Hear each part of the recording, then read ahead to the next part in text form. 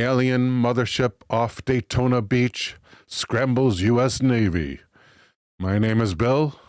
Welcome to the Night Terrors Weekend Show, and we're starting right now. Welcome to Green Tea and Eldergrown and Gotcha Man in Takahama Plateau. This is our show schedule. The Banned by YouTube video series drops a video every Wednesday morning. Every topic you see on that show was banned by YouTube. And Wednesday night is movie night when we gather for a terrifying double feature, only on Twitch and hosted by Gotcha Man. Coming up this Wednesday at 9 p.m. Eastern, 6 p.m. Pacific, and hosted by Gotcha Man, we have two more horror classics. First, we have Dark Night of the Scarecrow. In a small southern town, 4 vigilantes wrongfully execute an alternately abled man. But after the court sets them free, mysterious accidents begin to kill them off, one by one. Followed by Sorcerer, in which 4 men who are down on their luck and from different parts of the world agree to form teams and risk their lives, transporting boxes of unstable dynamite across dangerous Latin American jungle. If you are able, Night Terrors needs people to join as members of its YouTube channel. The channel now has 3 members. The Night Terrors' goal is to get that number up to 10 members. If you were formerly a member and you continue to follow the channel, please consider joining again. I thank you for your support of the show. Let's get started, shall we? Looks like PETA is here. Welcome, PETA. Rhino Rex says, hey, Bill and crew. Jordan Cogburn says hi. Verpine says good evening. Welcome, Verpine. Okay, let's get started, shall we? Here at the dailymail.com or dailymail.co.uk is an article by Ellyn Lapointe entitled Mysterious Glowing Orbs Coming from the Mothership off Florida Coast Spark Fears of Another Drone Invasion. Eldergrown becoming executive producer. Thank you. Verpine becoming produced by. We're up to 5. Thank you, Verpine. Thank you, Elder. Much appreciated. And the author begins. Mysterious glowing orbs have been spotted flying off the coast of Florida months after New Jersey was invaded by drones. Yes, this is news up to the minute, folks. In fact, you're probably seeing these videos on TikTok if you follow. Residents of Daytona Beach have described the unidentified objects rising directly from the ocean and flying over the surface of the water. One extremely viral video from around 10 p.m. at night captured what appeared to be a large object moving toward land, and the flare of light surrounding it gradually dissipating to reveal the shape of an aircraft. While many have dismissed it as simply a passenger plane, locals have shared similar videos online claiming the objects moved in unconventional ways. One particularly extraordinary theory has surfaced on social media where locals say a large group of whistleblowers, claiming to be military personnel and sailors, told them the U.S. Navy discovered a huge underwater mothership that they believe is producing the orbs.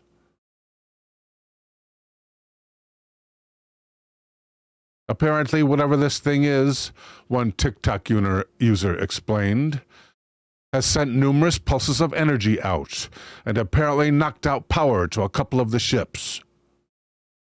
He added, this thing is appearing on radar and then disappearing off of radar. There have also been eyewitness reports of U.S. Navy vessels patrolling near Daytona Beach amid the orb sightings, with many speculating that they are there to observe or respond to the bizarre activity. David Bryce, welcome.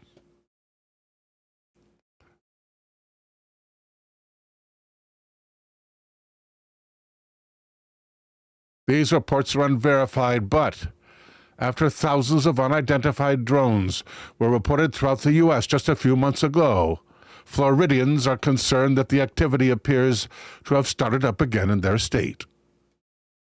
The Florida orb phenomenon gained widespread attention when TikTok user Coco Songs shared a video of a bright orb flying over the ocean off the coast of Daytona Beach around 10 p.m. on March 17th, 2025. In the video, eyewitnesses can be heard exclaiming that the object came out of the ocean and that several more objects were flying around it, though they cannot be seen in the footage.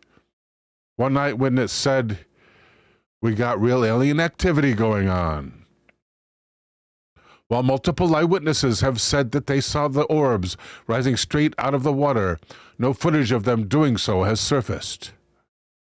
Coco Songs later posted several more videos of unidentified aerial phenomenon, or UAP, flying over the ocean, but they have since been removed from her TikTok page. The original video has been shared widely on social media, and similar footage began to surface from other sources. TikTok user DJ Lovely posted a video of a bright orb flying near the moon off the coast of Miami Beach on the evening of March 18th, which was the following day. The caption for this: after thousands of unidentified drones like this one were reported throughout the U.S. just a few months ago, Floridians are concerned that the activity appears to have started up again in their state. The author continues, "Congratulations, T-Plateau, for the watch streak. Nearly half, 45%, think the New Jersey drones were more than just recreational or normal. Last month, mysterious drone-like objects were spotted over New Jersey and other parts of the U.S. Which of the following do you think these could be? Select all that apply." It's an active poll, looks like. 26% saying drones belonging to a foreign power. 19% recreational. 18% what, drones? Yeah, recreational drones. 18% normal flying activities that have been exaggerated. 17% federal government drones to spy on citizens. None of the above, 10%. Federal government drones to protect citizens, 10%. Alien vehicles or probes, 8%. Unsure, 1/3. I'm voting alien vehicles. Did it help the percentages? No. Well, I voted, but it didn't move the percentages. Must be a lot of voters. One Shun Bond, welcome. The orb gradually fades and then disappears from view. From November to December 2024, thousands of car-sized drones were reported flying or hovering over residential communities, military bases, and other locations across several regions of the USA. The phenomenon began in New Jersey, with the first drone sighting, occurring over Picatinny Arsenal in Morris County on November 13th. That's less than 6 months ago, people. The activities soon spread across the state and then the region, with reports surfacing in New York, Pennsylvania, Connecticut, and other states. The phenomenon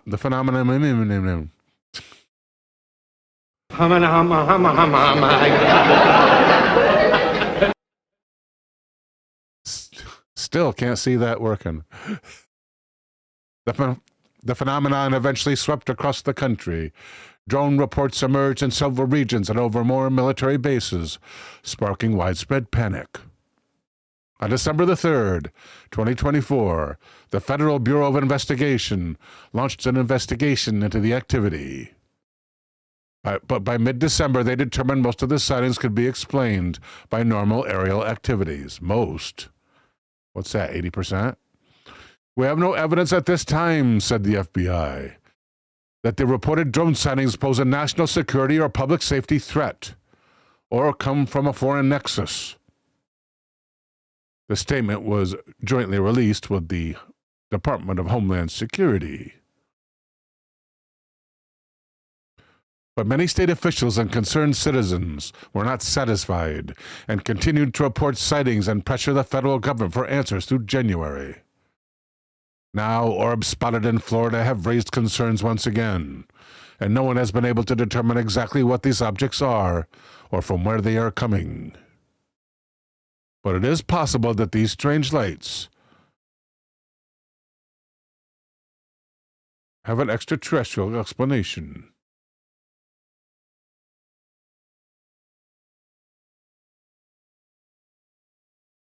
Frog Fan, welcome. Frog Fan says, good evening to all the fraidy cats.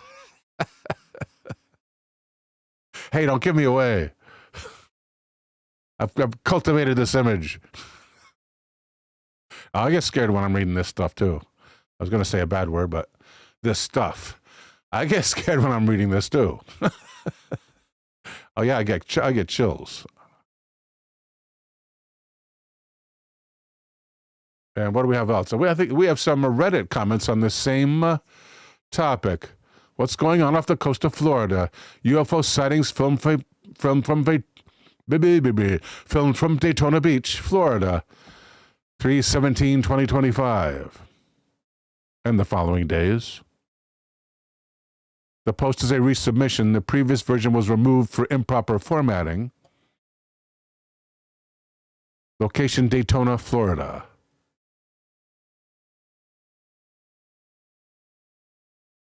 Statement bot mod. The following submission statement was provided by user Kita Kitten.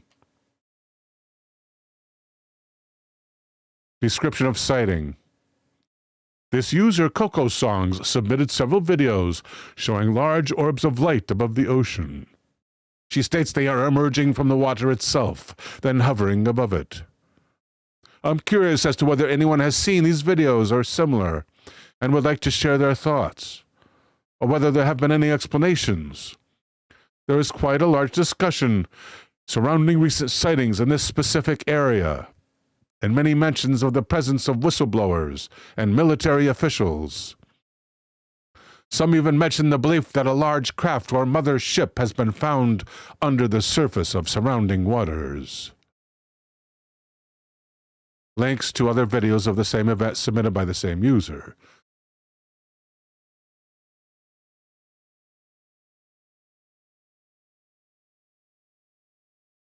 Alternate view of the same event added in a comment.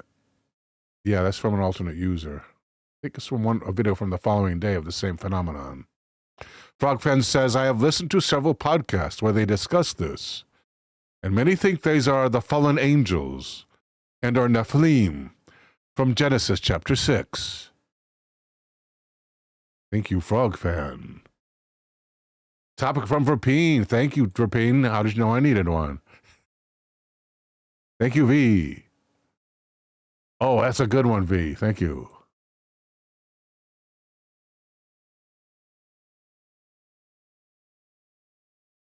And saving that. Got it. Ooh, and I got to move this stuff. Let's move this down here. Gotcha. All right. Now I feel better.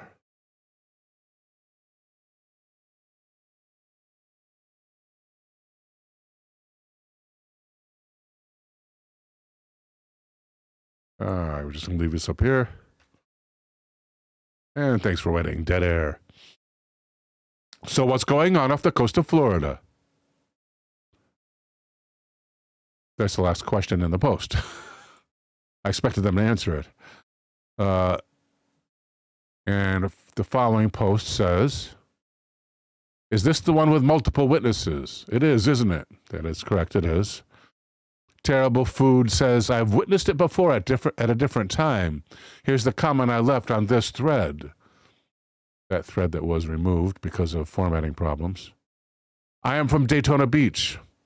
Lived there my whole life before I joined the Coast Guard. My friends told me about these effing orbs, and I never believed them. Then I saw one moving slow, and I was like, that's just a Chinese lantern. until I saw it, or saw one of them, for like the 4th time over 5 years, and it was bouncing around like a gas molecule, super fast. Disclaimer. I am into UFOs, but I'm not a UFO nut throwing conspiratorial nonsense out. But these things are well known in Flagler and Ormond. All my friends have seen them just living on the beach. And we don't know what the hell they are. Chameleon says they have seen at least 2. Spang69 says the narration from the viral videos is gold. The Hammer brings up some of this narration. We seen it coming out of the effing sea. Ben Trilson says she needs to start a podcast immediately. I lost it when the first video I opened started with, I got real alien activity going on. But my favorite has to be, if they make an MFing tsunami, what are we going to do? Langdon St. Ives says, in one of the other videos, they're amazed that it's glittering on the ocean and glittering in our direction. Magog14 says, is there a longer version of the video?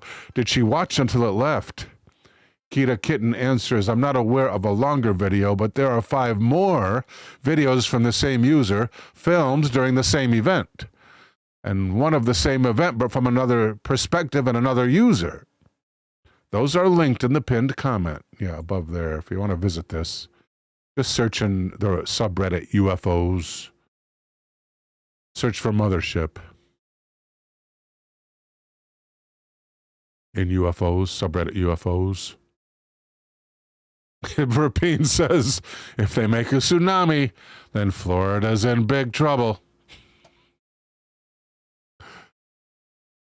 Fired, then I missed. Comments, did it oddly disappear in the morning and come back at night? It says it has replies, but they were deleted.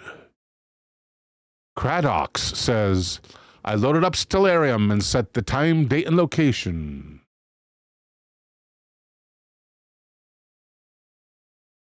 Don't know what that is.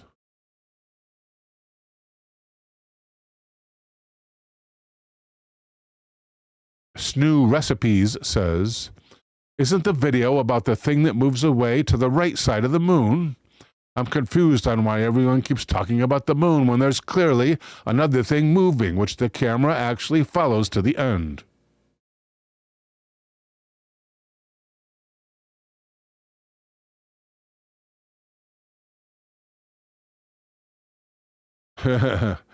It's weird the moon is reflecting 2 lights upon the water. Or did we get a second moon? I haven't been keeping up with the news lately. That from Turbulent Escape. Dwanky Yoakum. Travity Bong. Travity.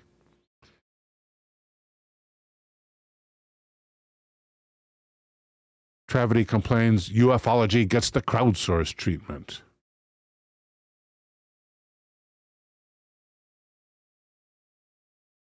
And a lot of debunkers down here towards the end. Good evening, Kenga Kong. Welcome, ma'am. The names are just great, says Rhino Rex. Thank you, Rhino.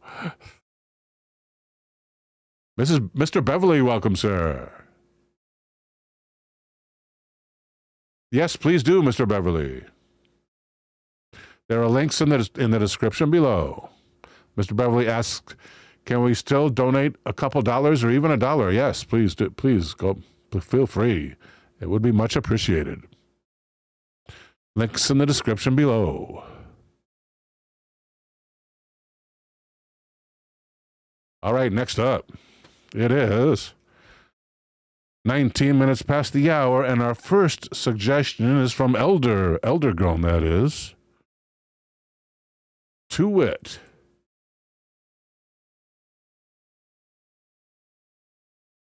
the mystery of the lost Roanoke colony may be solved.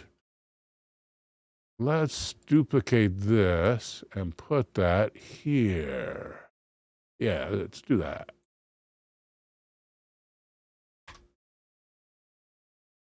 Thank you for the article, Elder.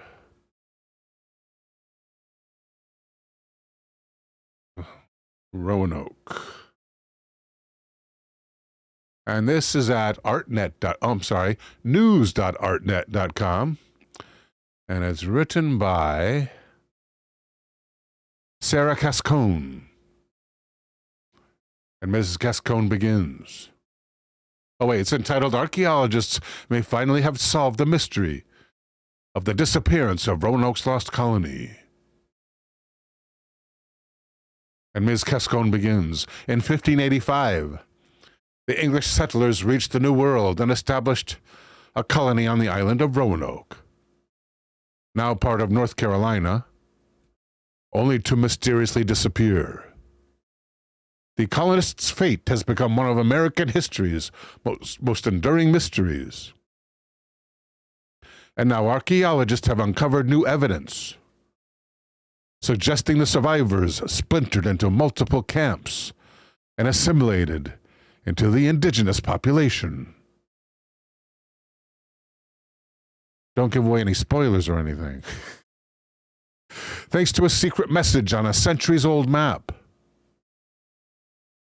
a team from the First Colony Foundation, a North Carolina nonprofit dedicated to researching the history of the ill-fated Walter Raleigh colony, was able to uncover tri-colonial era pottery they believe belonged to some of the 115 men, women, and children abandoned on Roanoke in 1587. They didn't know they were being abandoned. They were told that we'll be back next year. And something interfered. I think it might have been war. Kept the ships away for like 3 or 4 years from the lost colony. Thank you, T. Plateau. Cheers. Coffee it is. Thank you, Elder.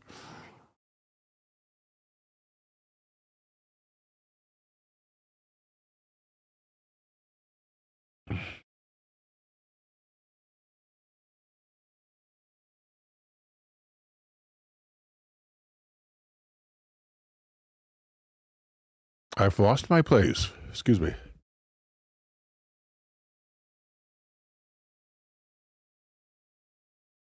And must find it again. When the colony's governor, John White, returned from a 3-year journey he took to England in 1590. Oh. When he returned in 1590 from a 3-year journey he took to England,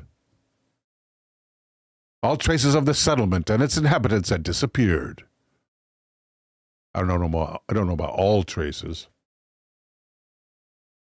The only clue left behind was the word Croatoan, the former name of what is now Hatteras Island, carved into a post. There are many theories about what became of Roanoke, none of which are particularly pleasant. Historians have posited that the colonists were unalived by Native Americans or hostile Spaniards, or that they died off due to disease or famine, or were victims of a deadly storm. I haven't heard the storm theory myself. Gotcha Man says, my loincloth is like wearing nothing at all. Nothing at all. That must be a private conversation. Sorry I intruded, G-Man.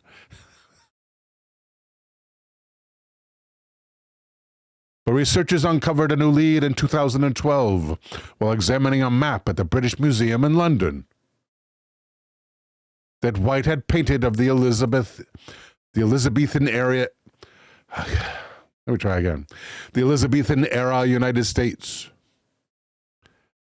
titled La Virginia Pars, hidden in invisible ink, presumably to guard information about the colonies from the Spanish, were the outlines of 2 forts, 150 miles west of Roanoke, the same distance away that the colonists had told White they planned to move, according to his writings.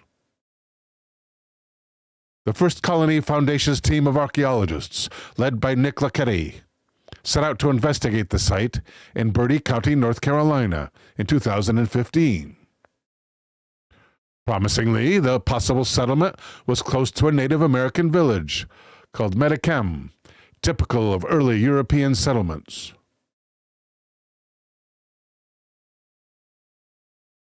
I don't understand why a Native American village is typical of early European settlements, but maybe they'll explain. Oh, there's the hidden ink. It's hidden under other ink.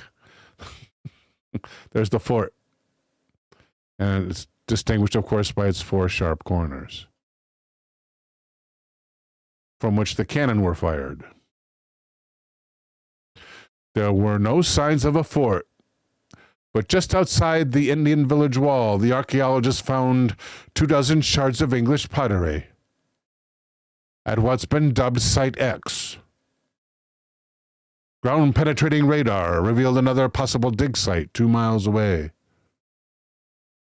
The search continued in December 2019 at what's been dubbed Site Y, yielding many more fragments of ceramics from different parts of Europe. The fragments, which come from vessels used for food prep and food storage, suggest the presence of long-term residents. Here, First Peoples, see our wise use of pottery. Welcome, Srithian. Frog fan uses only a clover leaf for his loincloth. I don't want to know.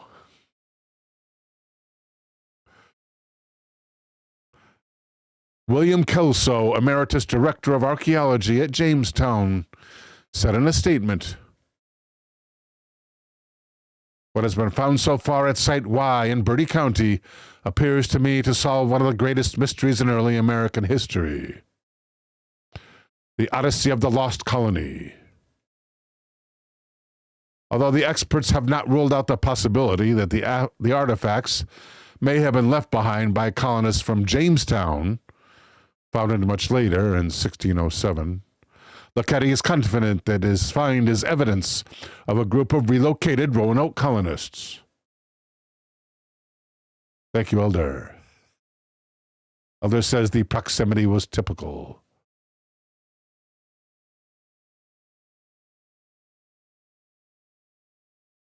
Notable is a lack of English pipes, which were, well, they might have run out of tobacco too, which were ubiquitous among Jamestown settlers, suggesting the ceramics date from an earlier period. Kengakong, welcome, ma'am.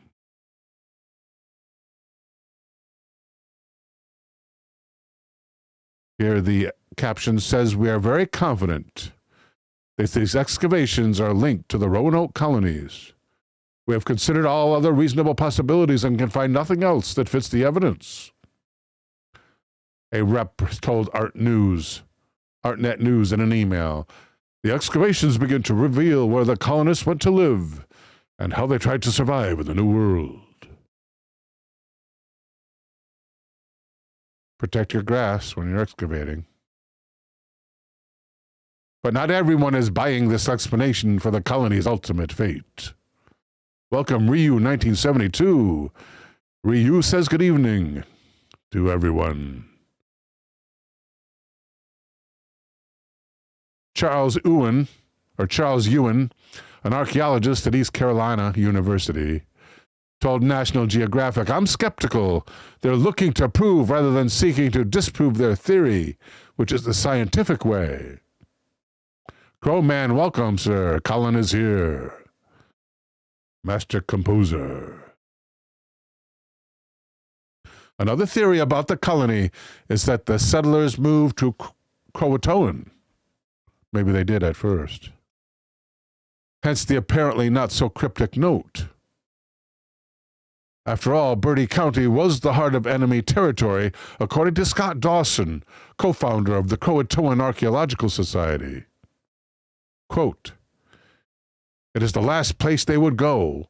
The colony literally wrote down they relocated to Croatoan." Earlier this year, Dawson published a book, The Lost Colony in Hatteras Island, detailing the findings of the Society's 10 years of excavation at Hatteras Island, led by Mark Horton, an archaeologist at the University of Bristol in England. This picture captioned a partial handle of an Elizabethan rapier found on Hatteras Island, Croatoan Archaeological Society.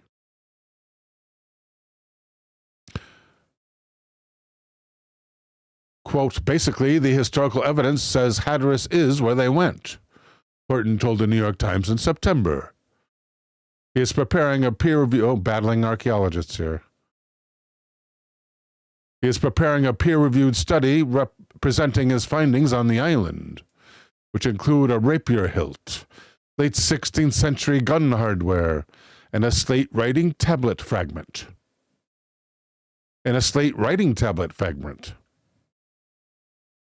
Of course, both recent archaeological finds could be evidence of Roanoke's fate. Yeah, they could have split up. "Possibly," said Jamestown Rediscovery President and First Colony Board member James Horn in a statement. "A small group went to Croatoan Island in the fall or winter of '87 to wait for John White to return, while the remainder moved inland." End quote. Inland toward the enemy. How about they all went to Croatoan first, and then when times were so harsh there, they knew they had to go inland, and they did so. Maybe.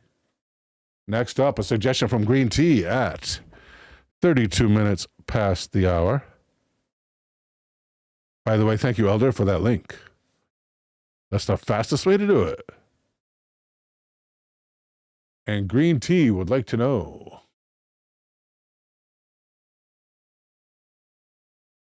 it'll come here eventually. Come on. Can I click in there? Come on. Thank you. The Bradshaw Ranch. Could it be Terry Bradshaw's ranch? The Mysteries of Bradshaw Ranch.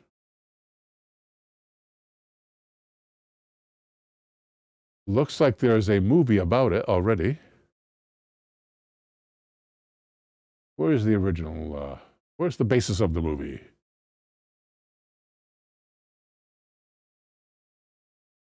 At Cryptic Rock, perhaps. We've never been there, to my recollection. Coffee time.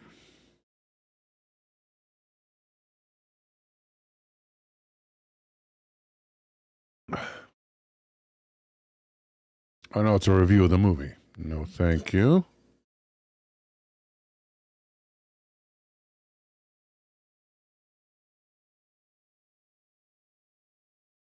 Get out of there. Thank you.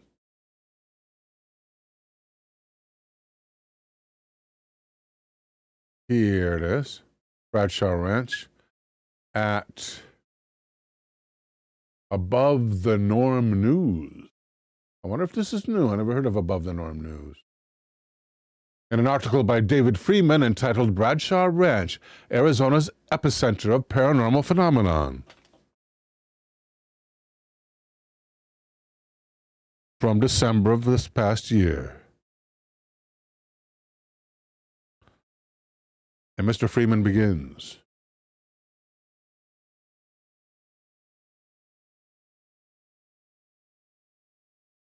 The red rocks of Sedona, Arizona stretch toward the sky like natural monuments, creating a landscape that attracts visitors from around the globe.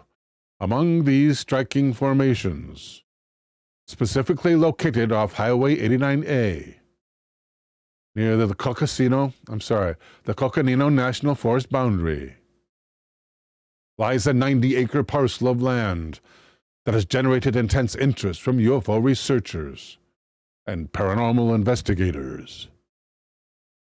This location, known as Bradshaw Ranch, stands as one of America's most intriguing sites of reported supernatural activity.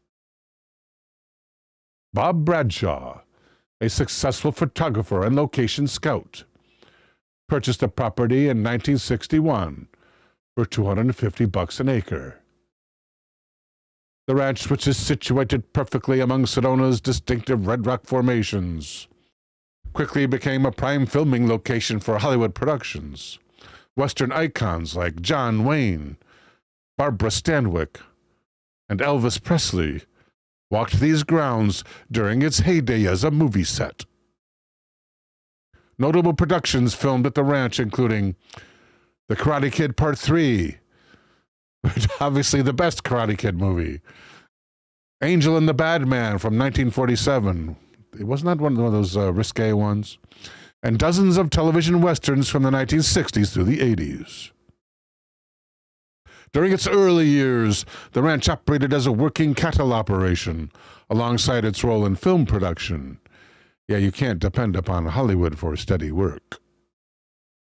Bob Bradshaw constructed several period-appropriate buildings, including an old West Town set that attracted filmmakers from across the country. Ooh, is that David Bryce's suggestion? No, Rhino Rex.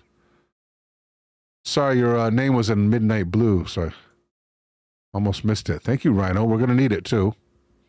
Thank you, Rhino. Got it.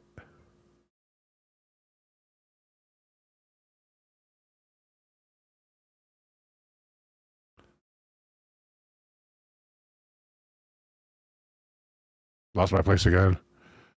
Blah, blah, blah, blah, blah, blah, Bob Bradshaw, Old West Town set.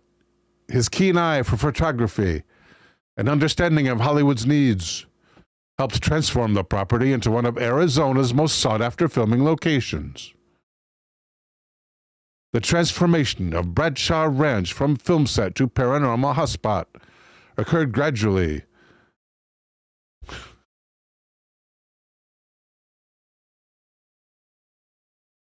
As it faded away. Linda Bradshaw, Bob's daughter-in-law, first noticed unusual occurrences in 1995. What do they say up here? They say it was host to dozens of TV westerns from the 60s to the 80s. And then all of a sudden, in 1995, while walking at the property at dusk, she observed strange lights dancing across the night sky. I believe this, actually. When all the people leave, that's when it starts. Rhino Rex says you should make a category on your Discord so we can post suggestions through the week. That's a good idea, Rhino. Thank you. I'm going to write that down from Rhino. Discord categories of suggestions. Got it, sir. Thank you. Appreciate it. Thanks, Rhino.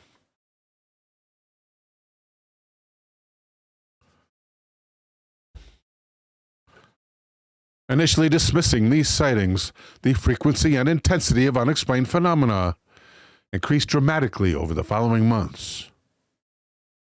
By 1996, the Bradshaw family had documented over 50 separate incidents of unusual activity.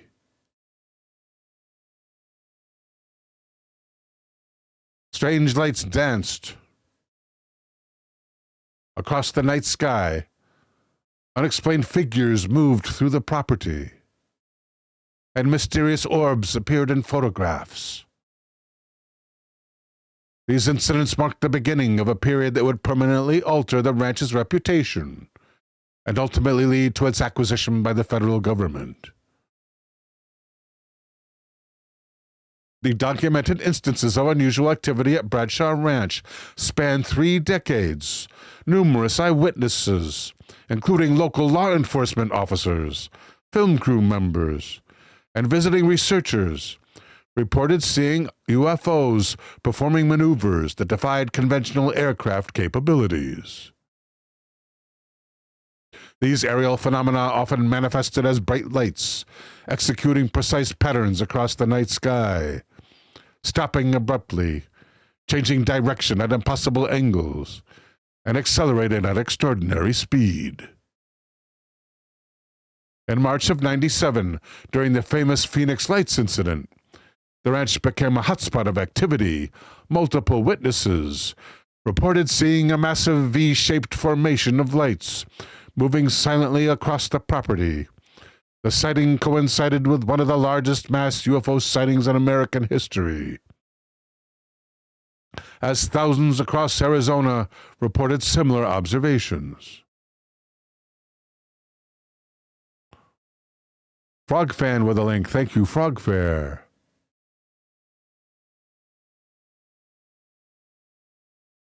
And we'll grab that from Frogfan. We'll copy it, actually, right here.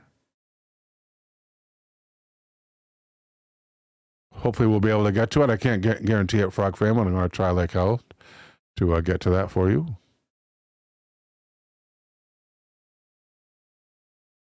And thank you for the topic, Frogfan. We are on green tea already, so it's looking good.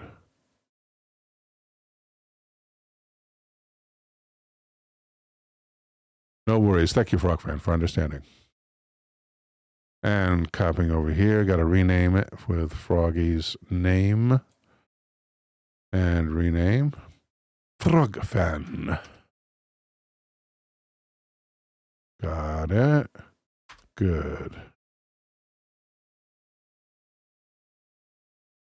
Bob Bradshaw and his family recorded multiple encounters with glowing orbs, seeming to possess intelligence. These luminous spheres, varying in size from a few inches to several feet in diameter, moved with apparent purpose through the property. Photographers captured many of these orbs on film, creating a substantial archive of visual evidence that continues to generate discussion. One particularly notable incident occurred in September of '98. Welcome, Mike Mont. Love you too, man. I love you, man. Thank you, Mike.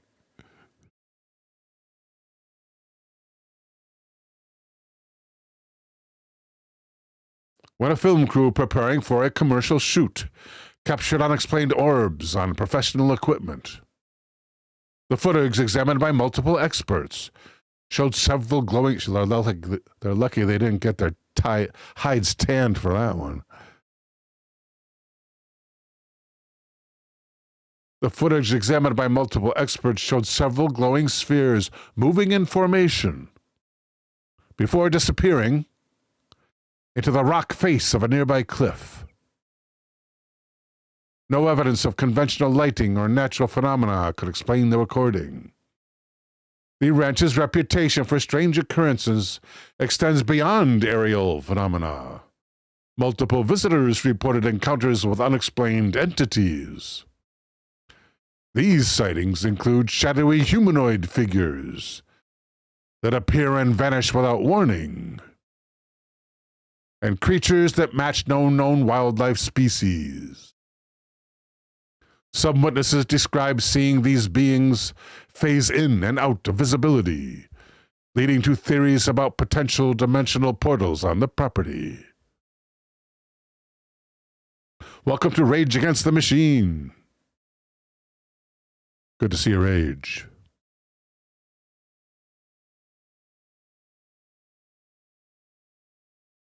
In late 1999, a group of hikers reported encountering a tall, silver-skinned humanoid figure near the ranch's northern boundary.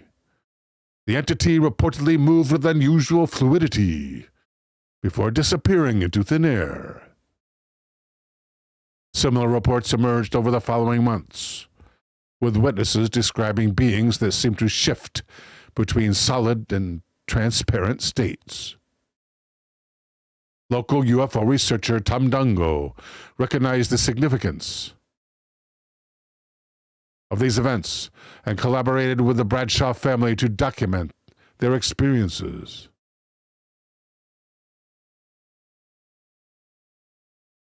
This partnership resulted in the publication of Merging Dimensions, a detailed account of the paranormal activity observed at the ranch. The book brought national attention to the property, attracting investigators from across the country. The involvement of serious researchers helped establish a pattern of unusual phenomena at the ranch. Beyond visual sightings, investigators documented numerous physical anomalies. Tom Dongo and Linda Bradshaw recorded extensive electromagnetic disturbances using scientific detection equipment. During their investigations in the late 90s, they noted that cameras, compasses, and other electronic devices frequently malfunctioned in specific areas of the ranch. These failures often coincided with visual sightings of phenomena. The investigators also documented significant temperature fluctuations and electromagnetic variations that occurred without apparent natural cause. Yeah, you don't want your electromagnetics fluctuating without cause.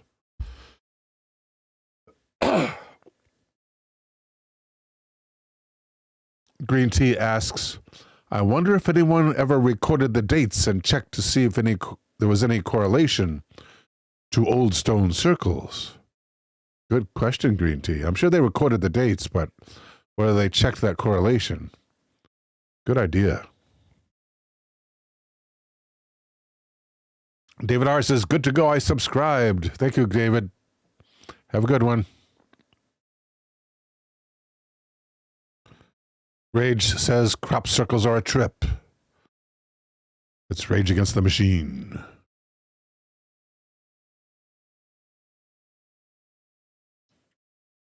The most controversial chapter in the ranch's history began in 2003, when the United States Forest Service acquired the property for $5 million. The official explanation cited the need for climate change research, but this reasoning failed to satisfy many observers. The timing and circumstance of the acquisition raised question about potential government interest in the reported phenomena. The CIA is getting active again, looks like.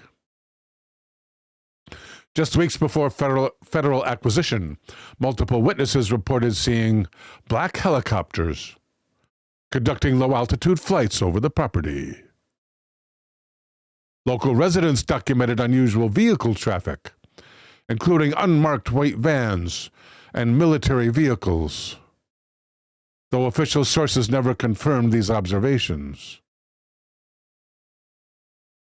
In other words, the Army says, we're not going to confirm that.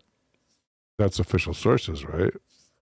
The Army, Navy, Coast Guard, and Marines. Access to the Bradshaw Ranch became strictly controlled following federal takeover. The property's new status as government land generated speculation about possible classified research. Gotchaman says, related to green tea, I don't think we've ever talked about ley lines. Thank you, Gotchaman. I'm going to consider that a suggestion. No, I've never done a ley lines. Thank you, buddy. That's not only a good idea for a suggestion, that's a good idea for a topic.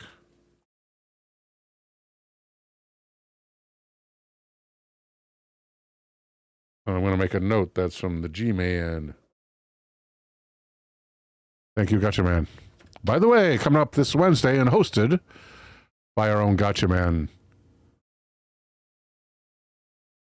is going to be Dark Night of the Scarecrow on Movie Night on Twitch. 9 p.m. Eastern, 6 p.m. Pacific. And in reviews from IMDb, 20 years after seeing this film for the first time, writes a reviewer, I can still play it over in my head. Everything is nail-biting and almost unbearably tense. From the first frame to the last, the atmosphere of this film is almost unbearably suspenseful, and it is best viewed alone at night. Followed by Sorcerer. And from IMDb reviews, Trapped in squalor and unable to afford escape, 4 different men are driven to accept an unthinkable job. They must transport old unstable dynamite from its storage site, hundreds of miles over mountain terrain and washed-out roads, to an ongoing oil well fire, so the blaze can be snuffed out. That's this coming Wednesday evening on Twitch. Only on Twitch, hosted by Gotchaman.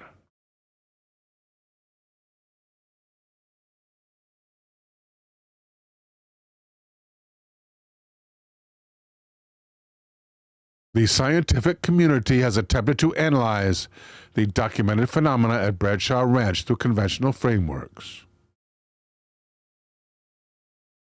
Geologists note that Sedona's unique mineral compositions could potentially alter electromagnetic fields and create unusual atmospheric events. The area's high concentration of iron oxide in the red rock, combined with quartz crystal and other minerals, creates natural electromagnetic variations that some researchers suggest might contribute to the reported phenomena. Media coverage has played a significant role in maintaining public interest in the ranch. Television programs have featured the property in episodes about unexplained phenomena, and numerous documentaries have explored its mysteries.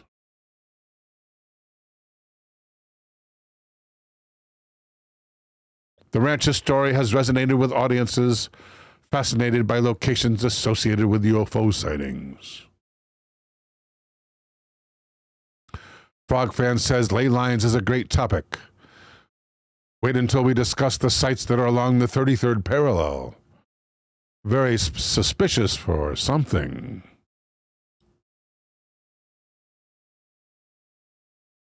The documented events at the ranch represent a significant chapter in the study of unexplained phenomena in the American Southwest.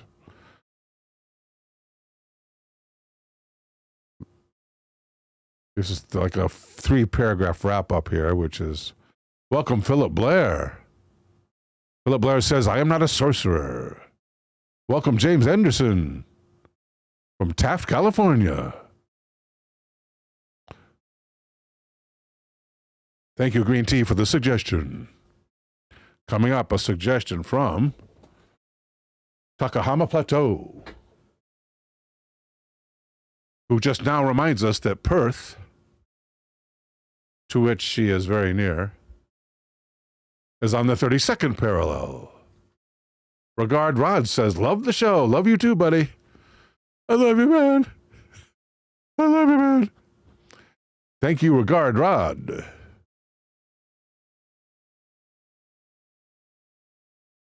I did it better the first time.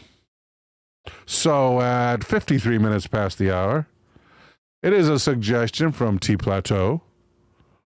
And I wrote down T Plateau for the suggestion. To wit, who killed George M. Colvocoresses? It's a good thing I had that pronunciation lesson earlier from T Plateau. Colvocoresses. The guy who killed George is one of the common searches. So we're just going to say, who killed George? Who unalived George?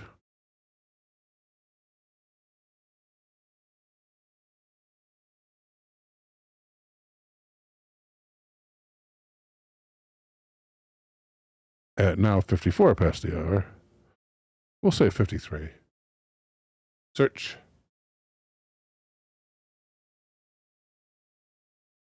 Elder asks, was George curious? Gotcha Man also says at the same time, proving that great minds think alike. Also says, curious George?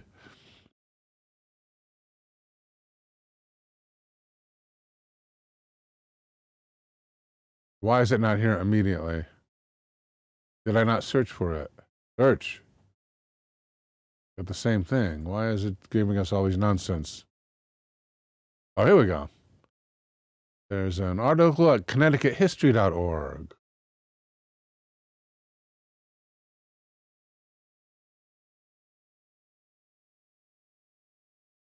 Open link a new tab.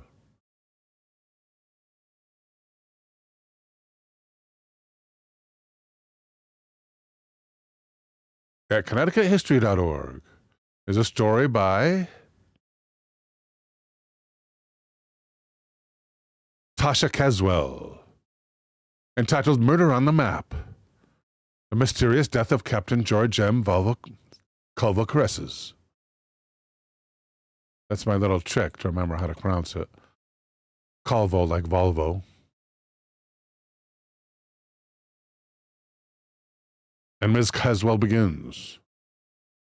The unalivement map is at first unremarkable. Hand-drawn, it depicts a section of an unnamed town. One that contained various houses and businesses, was near the water, and had railroad tracks running through it. Things got decidedly more compelling when it became clear that it depicts the scene of a sensational crime in Bridgeport, Connecticut. This at the website of ConnecticutHistory.org. Captain George M. Colvocoresses, naval officer, Pacific explorer, Civil War hero, and survivor of kidnapping, yellow fever, and various wars, was unalived in Bridgeport, Connecticut in 1872. Colvocoresses, or Calvos, as he was known to friends, thank God, Calvos, was born in Greece in 1816. At the age of 6, he was kidnapped and enslaved by the Turks in the Greek War for Independence. Ransomed by his father, the child was sent to the United States, where he lived with Captain Alden Partridge and his family in Vermont. George was educated at the local military academy, now Norwich University, and eventually joined the Navy, in which he enjoyed a distinguished career.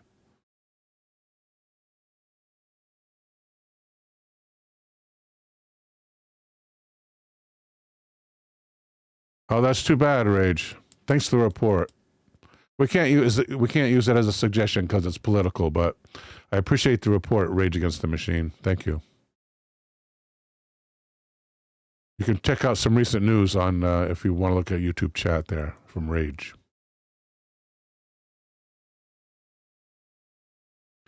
Green Tea says, he lived with the Partridge family.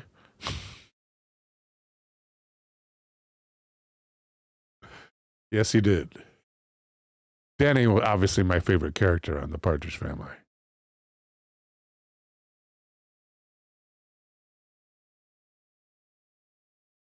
After retiring from the Navy as a captain in '67, he returned to family life in Litchfield, Connecticut, where he lived with his second wife.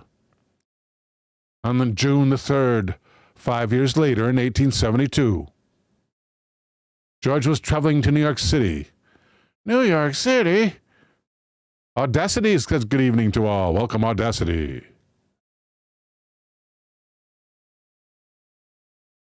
First on the Chepaug Valley Railroad to Hollyville, then the Housatonic Railroad to Bridgeport, from which point he was to catch the steamer to New York City at 11 p.m. He carried with him an umbrella, $8,000 in cash in a carpet bag, and a cane that contained a sword. He stopped into the Sterling House, seeking supper, but the kitchen was closed, and he went to Ward's restaurant instead. After revisiting Sterling House to return a hotel key he had forgotten to give back the previous week, he stopped at a Wheeler's drugstore to purchase paper and 2 envelopes. George left the drugstore at 10:35 p.m., heading toward the dock. He never made it. He was intercepted along Clinton Street and shot with a pistol.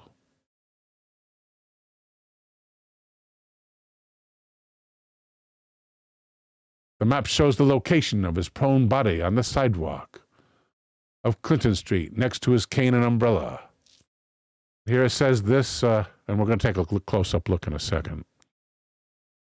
The caption says, "This is the site of the murder of George M.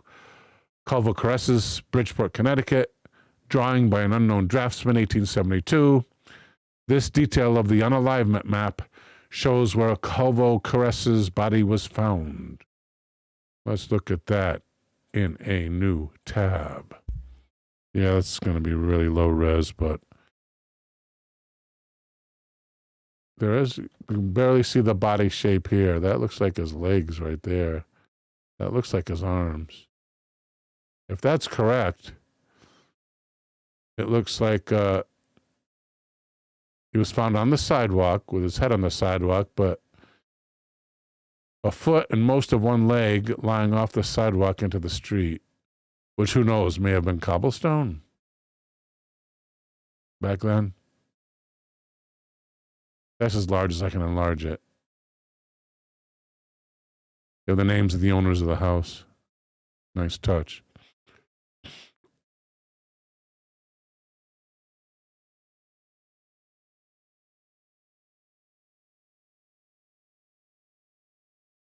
Across the street are a pistol and powder horn,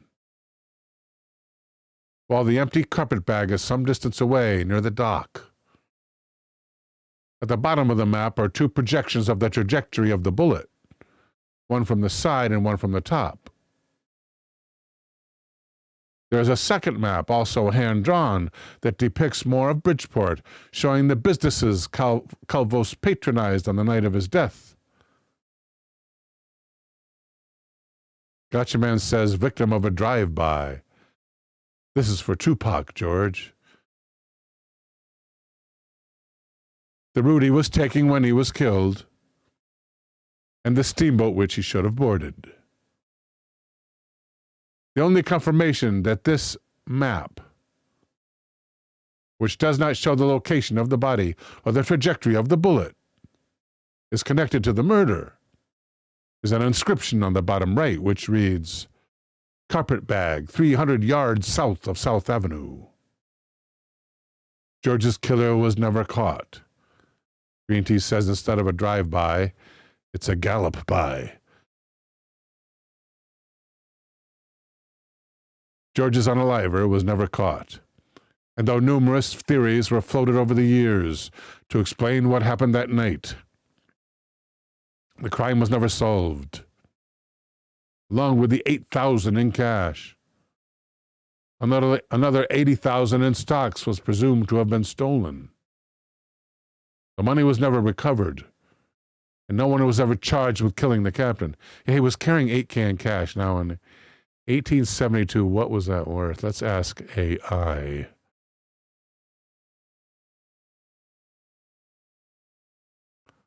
How much was $8,000 in cash from 1872 worth in today's dollars?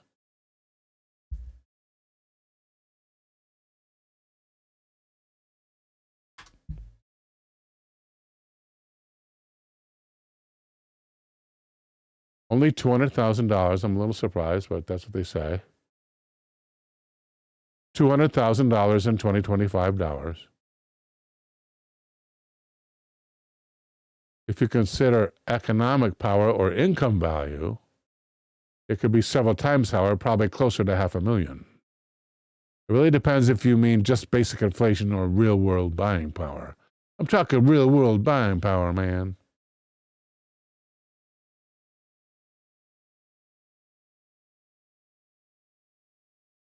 The money was never recovered, and no one was ever charged with killing the captain. The secret of who unalived a war hero, naval officer, explorer, and survivor most likely died with the person who committed the crime. The unaliving map is one of 800 maps in the collections of the Connecticut Historical Society that are being digitized and added to their online database with generous support from Connecticut Humanities. The author is the Thorne McKenna Curatorial Assistant at the Connecticut Historical Society. Connecticut Public Broadcasting Network is involved in this article as well. One of the copyright holders, or the copyright holder. Next up, a suggestion from Verpine.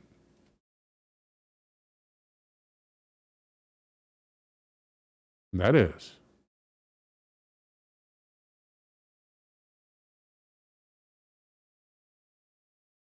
Montague Summers, the Vampire Hunting Priest. You gotta love that. That's 6 minutes past the hour. We're gonna say 5. Can we not search for this? Please search. Thank you. I was gonna say 5.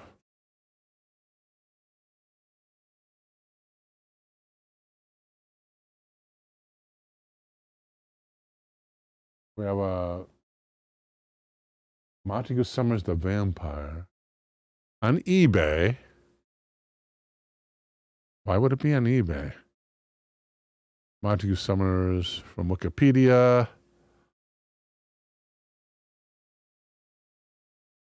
Tell me strange things the priest who believed in vampires. From Weird Darkness. Let's do with the Weird Darkness story. And there he is. You're kidding me. With a skull? Is that a real picture? That looks so much like it might be AI. Is there a service online that will analyze whether or not a picture is AI? Let's find out, and then let's use it. Because that thing, a skull, come on. And a demon with wings back then, when he was supposed to have been alive. Congratulations, Kangaka. Elder says, that has to be an art piece. I agree. Petit Plateau says that's a real picture. No kidding. We're going to find out. We're going to examine it with AI. Or find if there is a way to do that.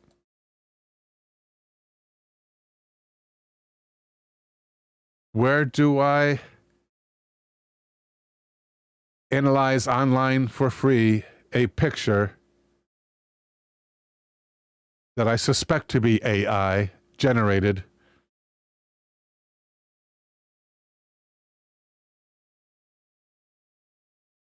And of course, it didn't put periods after AI, so I'm going to have to do that for it.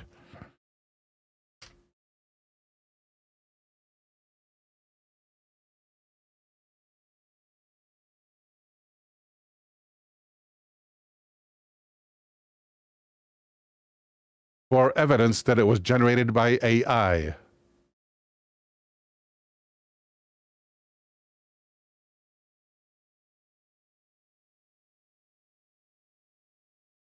You are most welcome, Kanga. Thank you, dear. Several free online tools can help you assess its authenticity. Let's grab it first while this guy's thinking. Yeah, what are they? Still working, I guess. There's the picture. Let's open it up in a open image, a new tab. Yes, first. And then say, that looks so fakey to me. Save image as. We'll save it in, not Abstract Core. We'll save it in the show folder. And the show folder is here. Weekend shows, Alien Mothership, and save. Okay, now. Where's the AI? It is here. Detect AI images. Might as well go to the first one, right? It says .app. No registration required. Supports detection. Yeah, let's check it out. Open link in new tab. Drag and drop or click to upload. We will click to upload. It's in the show folder, which is right here. There it is. And start analysis. Uploading image. Initializing tensor setup. Heuristic matching. Stable diffusion. Heuristic matching. DALI. Testing general heuristic pattern. Generating report. Likelihood 90% it was generated by AI. All right. Let's get on with the topic. We're right here. Where are we? Right here. Here. Try. Here's a story. It was a given author at WeirdDarkness.com. Is there an author at the end? Negative. Views 12. That's a crying shame. It looks like a good article. Only 12 views. No author listed. But it's entitled, Tell Me Strange Things, the Priest Who Believed in Vampires and Werewolves.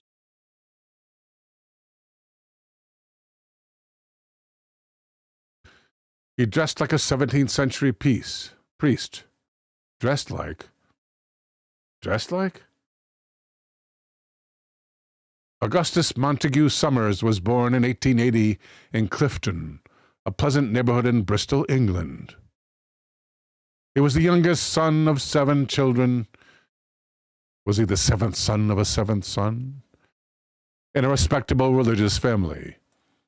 His father, Augustus William Summers, a banker and local judge, was traditional. Montague had always had curiosity about things that others did not talk about, and was an inquisitive boy. He was bright and liked to read and ask difficult questions. While other children played outside, he could often be found with his nose in a book about spirits or monsters or myth. He became interested in spooky stories and folklore most of all. So at his fancy school, Clifton College, he studied languages and religion. In 1899, he entered Trinity College at Oxford to study religion. He received his college degrees in 1905 and 1906, double degree. You gotta be impressed by that. He was made a deacon in 1908. Oh wait, I skipped a line. Montague went to Lichfield Theological College to be trained as a priest in the Church of England. He was made a deacon in 1908 and served briefly in a church near Bristol. But his Church of England career ended after allegations of misconduct. While he was acquitted of the charges, the rumors damaged his reputation. And what was that misconduct? Inquiring minds must know. How are we going to do this? If I only had a way to write it on a piece of paper. I do. Let's try this.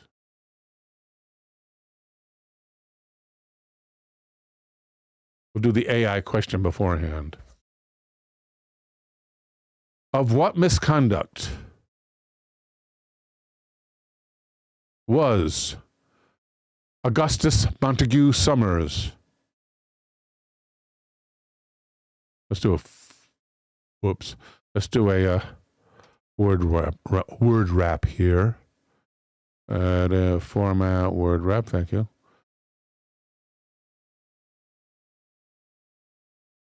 Accused by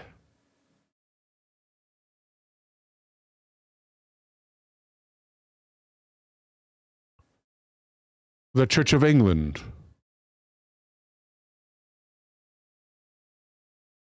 Circa the year 1908.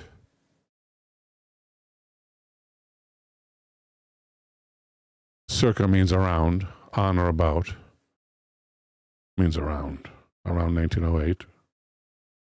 Okay, we copy the question, paste it easily into AI. Right here.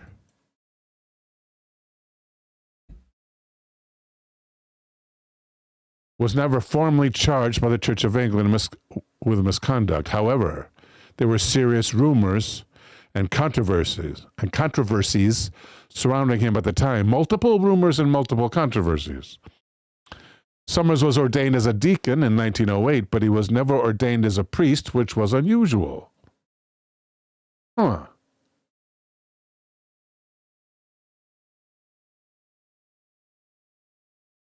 At the time, why would one be ordained as a deacon but not a priest?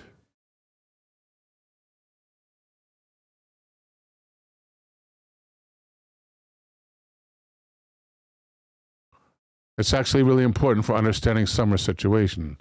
In the Church of England, the normal path for clergy was and still is ordination as a deacon first. After 1 year, ordination as a priest. Well, by that time, he must have soiled his reputation, right? Being ordained a deacon but not a priest was very unusual, unless something serious happened. Moral or personal misconduct, theological disagreements, health reasons, or voluntary withdrawal, loss of faith. So what's the first answer?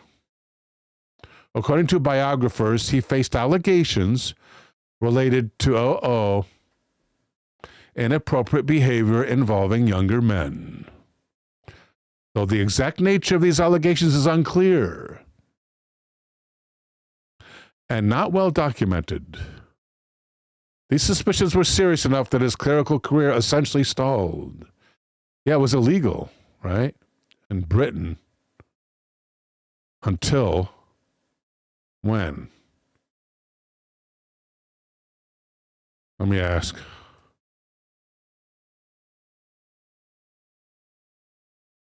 Whoops.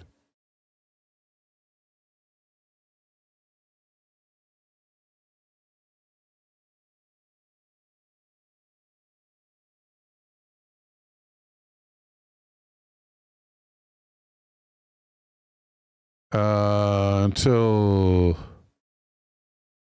you're kidding.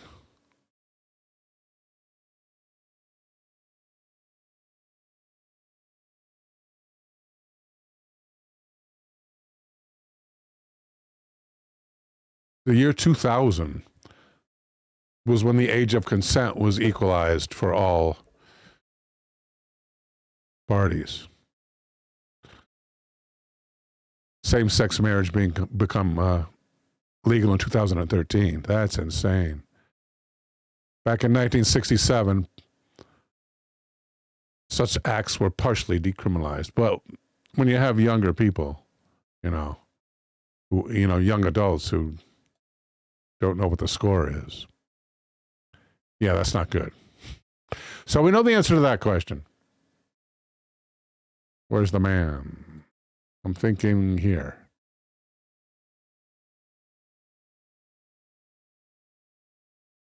Montague began undergoing a major transformation in 1909 when he converted to Roman Catholicism. The stricter the order, right? And began referring to himself as a Catholic priest, although there is no evidence he had ever been formally ordained to the church.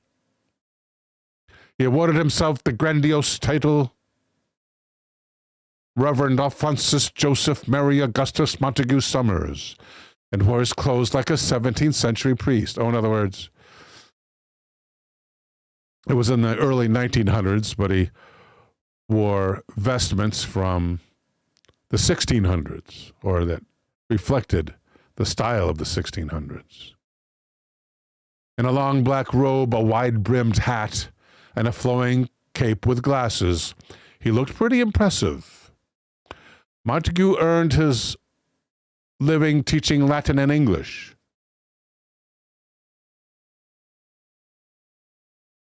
But his passion was reading old plays from the 1600s. So good was his work on these plays that he was invited to join the Royal Society of Literature in 1916, but this was not his sole interest. By the 20s, he had become very interested in witches, vampires, and werewolves. What distinguished him from other scholars was that he codified these creatures as genuine beings. And while most people read on subjects of this nature as folklore, Montague insisted it was history. Well, vampires it certainly is. There's certainly a real history of vampires. If you don't believe me, do your research.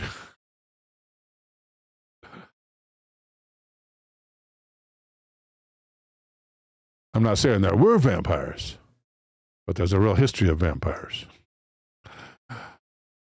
He published a book in 1926 entitled The History of Witchcraft and Demonology.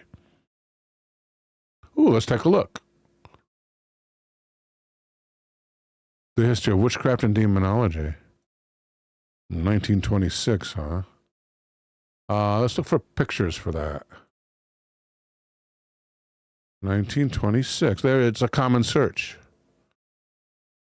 1926. Where's like the original cover? Well, it wouldn't have even had a dust jacket back then, right? Here's one for $3,000. That must be about right. Where's the cover? There's the cover. Wait, is this an original copy? First edition. A jacket. Title page dated 1926. A scarce book that included the exceedingly rare dust jacket. They did have dust jackets, and there it is. Okay, this was the dust jacket, the original. Oh, shiza. Excuse my language. Where'd it go? Where'd it go? It's here. And then here. Okay. And then here. And then say open image in new tab. And it's get out of my way. Okay, now.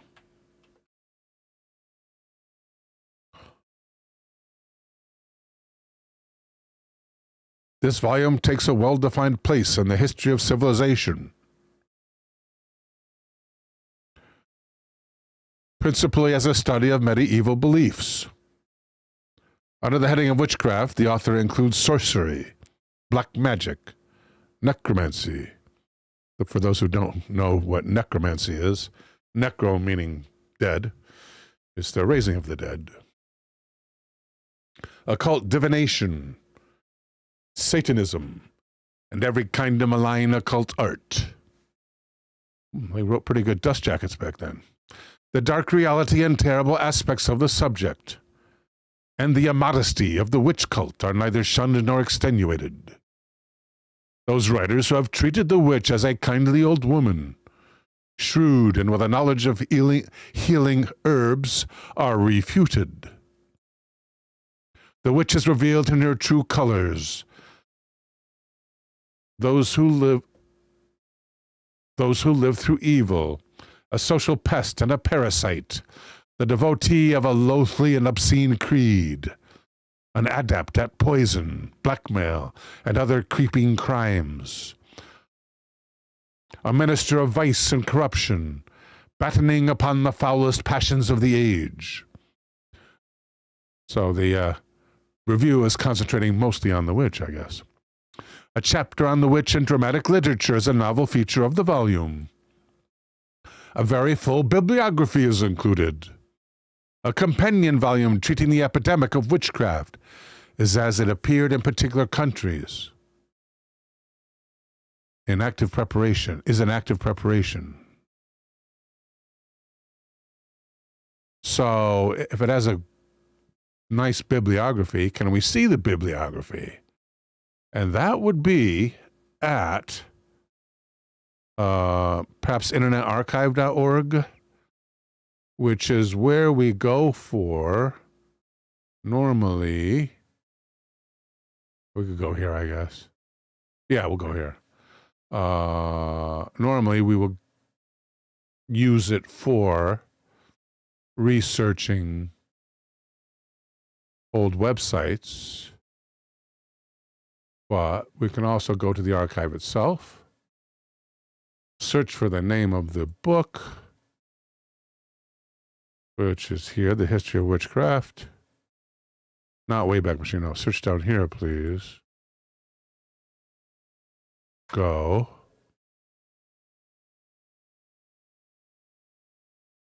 Is that the one? Montague, yep, here it is. We need one that's available on a PDF. Let's write PDF. Let's hope it picks it up. Let's try this one. A lot of times you can only see the first 6 pages. This one looks like a good one, like you can even download it maybe. Yes, you can. Let's grab the PDF. Only 36 megs. Very small. Save link as. We'll save it in the show folder, which should already be default, and it is. History of Witchcraft, save. Let's go to that show folder. Open it up. We have the free PDF, which means we have all of it right now. The whole book. Okay, we'll go, there we go. Let's try it this way. Let's try. Where can I move it? Come on. Well, let me go any. The History of Civilization. No, no, no, no, no. Wrong book. It says History of Witchcraft here. What I downloaded was the History of Civilization. This is not the same book. Somebody uploaded the wrong book or something. Come on, stretch over here, man. Come on, let's go. Go. Come on, it won't stretch. Let's give it full screen. Oh, there we go. Let's go on the first page, first or second page here. Come on. Page. Can we quickly page down, please? No, it is the History of Witchcraft. Edited by, though. Yeah, this is not by the guy. This is not by the guy. This is by a whole bunch of different guys. No. And why does it say the History of Civilization and it says the History of Witchcraft? That doesn't make any sense. So anyway, so we got the wrong one. I'm going to delete this one, actually, because it's so contradictory. Let's just go back to the previous page. T. Plateau says, good book. I have it in my collection. History of Witchcraft by the same guy. Here we go. Go here instead. Hopefully there's a PDF here. And it's looking good. Oh, wait, it says borrow unavailable. Any sources, no download options. But it's available here online. Close enough. Now we want to see that bibliography. Let's try out of 376 pages, 366. Some pages are omitted. Great. So negative.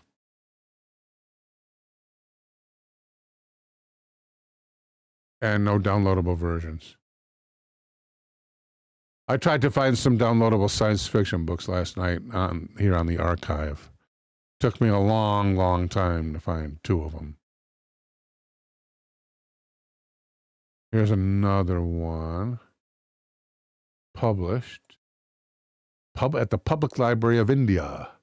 This looks like it might be good. Yes, we can download PDF.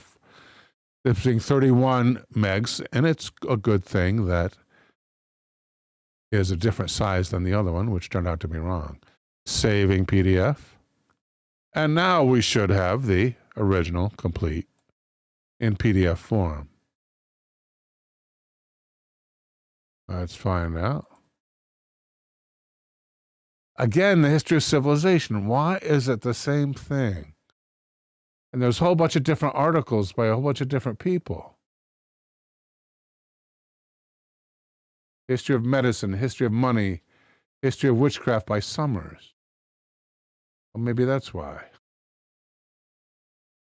Was it such a thin book that he wrote himself? Subject histories. Where is his? I guess look up Summers. How often could that occur? Where is find? Let's try Control F, I guess. There we go. Summers. Please, loading results. Right up here. Thank you, Elder, for the link.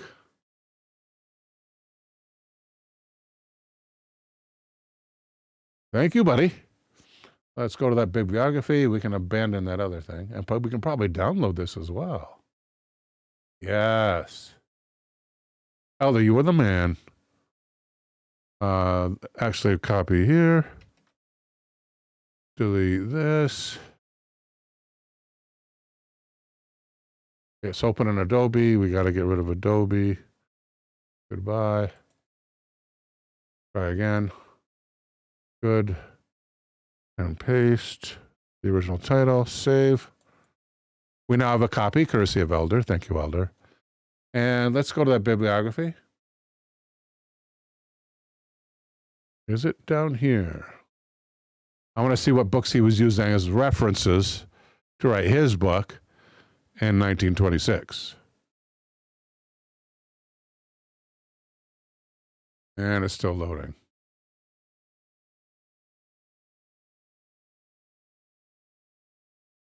Still can't believe it's still loading. I still can't believe T. Plateau, has this in her collection. Well, I can believe it, but T. Plateau's done everything. If I had her life, I'd be exhausted.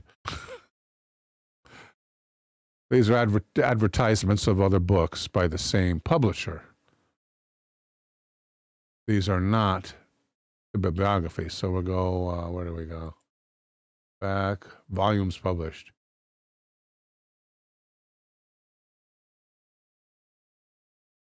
What is this? Where's the bibliography?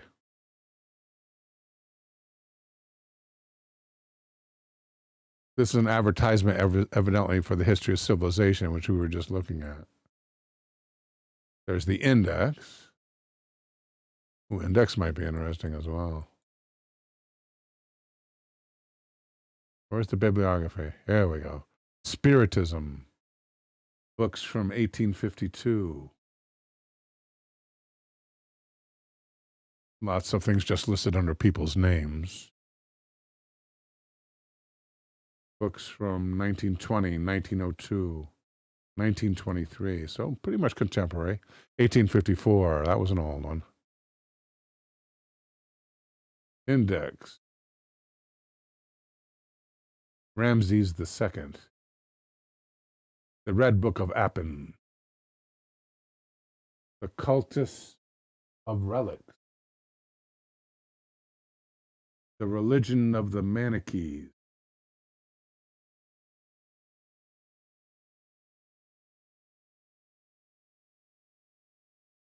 Under the S's.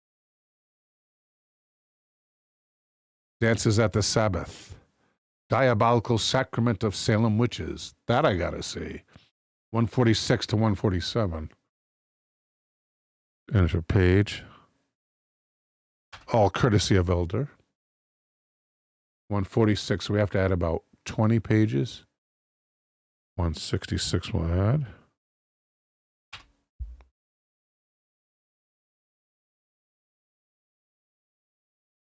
Come on, where are we? 145. It said 146 to 7. So we'll start at 146.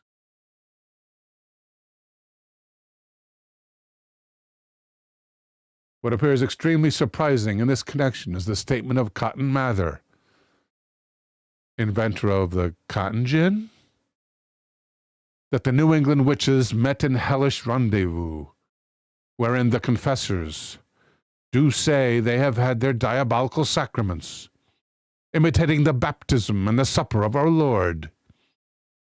At the trial of Bridget Bishop, Elias Oliver, at the court of Oyer and Terminer, held at Salem, 2nd of June, 1692. Deliverance Hobbs, a converted witch, affirmed, quote, that this bishop was at the general meeting of the witches, in a field at Salem Village, and there partook of a diabolical sacrament in bread and wine then administered, end quote. In the case of Martha Carrier, tried the 2nd of August, 1692, before the same court, 2 witnesses swore they had seen her, quote, at a diabolical sacrament, when they had bread and wine administered unto them, end quote. Abigail Williams confessed that on the 31st of March of the same year, when there was a public fast observed in Salem on account of the scourge of sorcery, quote, the witches had a sacrament that day at a house in the village, and that they had red bread and red drink. This red bread is certainly puzzling, but the whole thing, sufficiently profane, no doubt, necessarily lacks the hideous impiety of the Black Mass. So he compares the Salem witch trials to true Black Mass, the evident goings-on at Salem to the true Black Mass. The abomination of the Black Mass is performed by some apostate or renegade priest who has delivered himself over to the service of evil and is shamefully prominent amongst the congregation of witches. It should be remarked from this fact that it is plain the witches are as profoundly convinced of their doctrines and of the power also of the sacrificing priesthood as is the most Orthodox Catholic.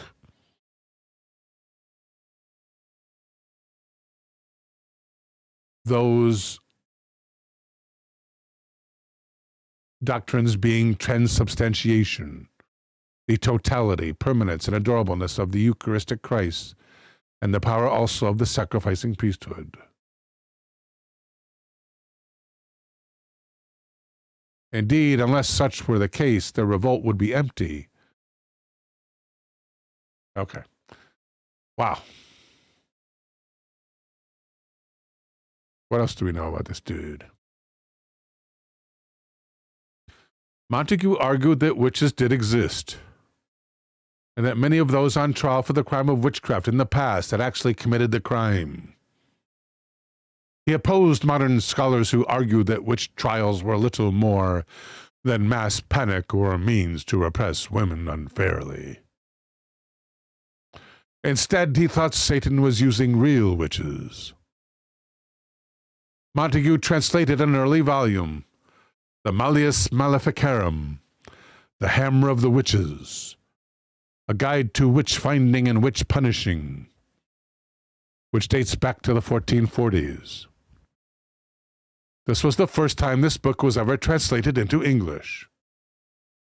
Whereas most scholars would have viewed this book as a historical document, Montague took it as useful instruction on combating evil in the modern age. That year he also published The Vampire, His Kith and Kin. The following year, The Vampire in Europe. These were books that gathered tales of the supernatural vampires from around the world. Montague considered these stories proof that vampires existed.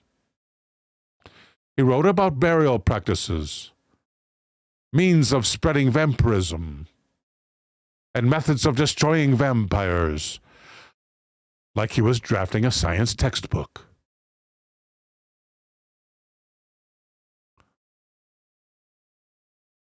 In 1933, he published The Werewolf, which examined those who supposedly metamorphosed into wolves. Excuse me, people. Need water. Need juice. I call it juice. It's diet something. Diet strawberry, banana, whatever. Crystal Light. Generic.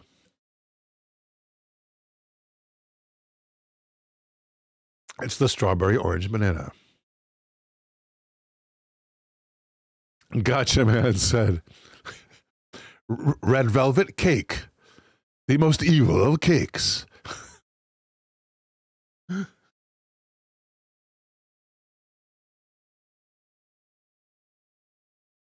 Colin says Bill's getting juiced.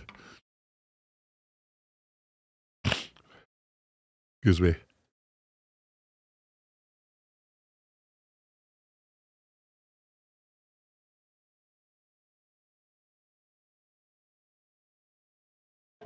Thank you. Oh, yeah.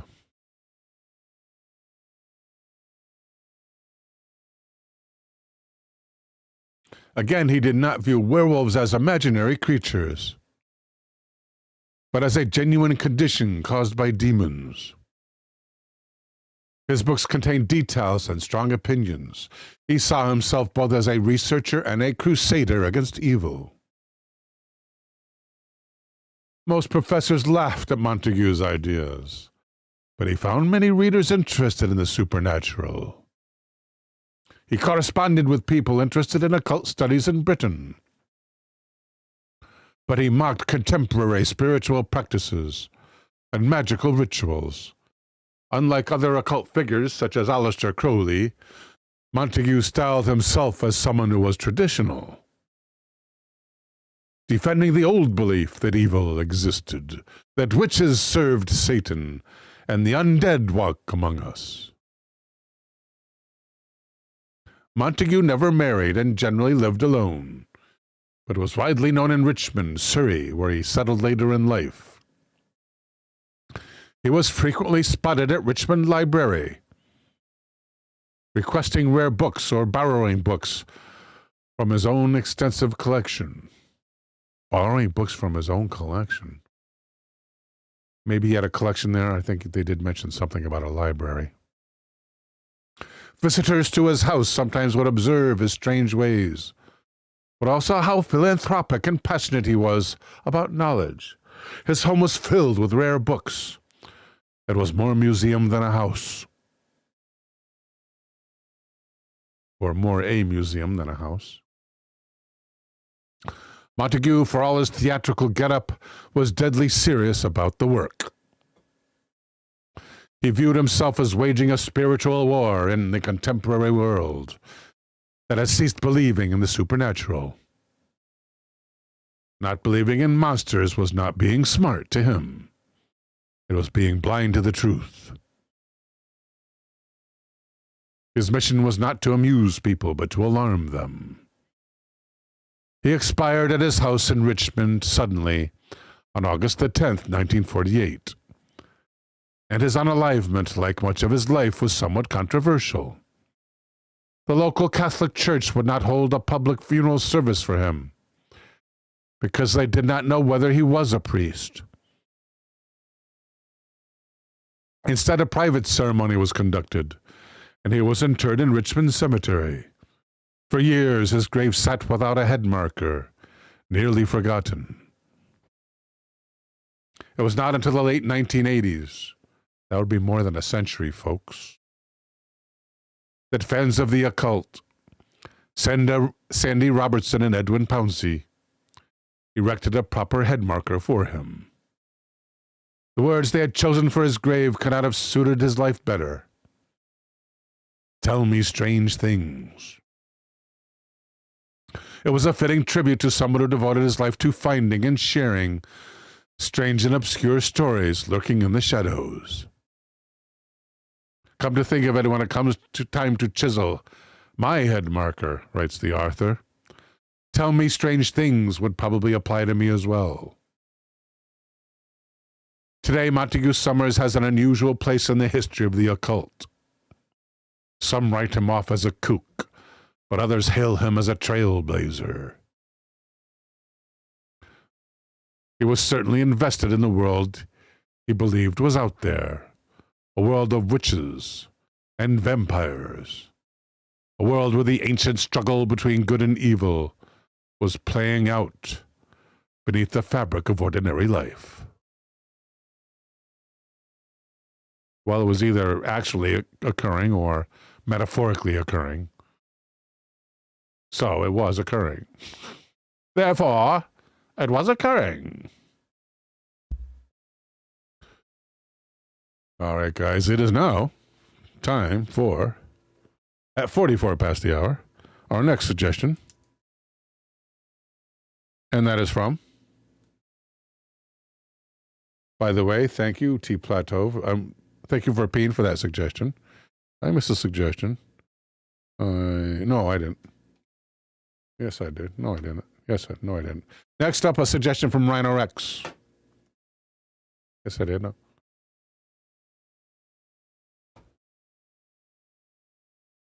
I like the guy, says T. Plateau.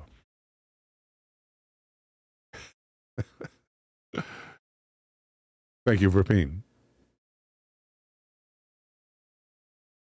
And there's the AI picture of this, shall we say, in some ways, cursed priest. Or in some ways, not cursed, but maybe misunderstood. Okay. So at 1:44 after the hour, we are coming up to Rhino Rex's suggestion, and that is, we have to go way back here.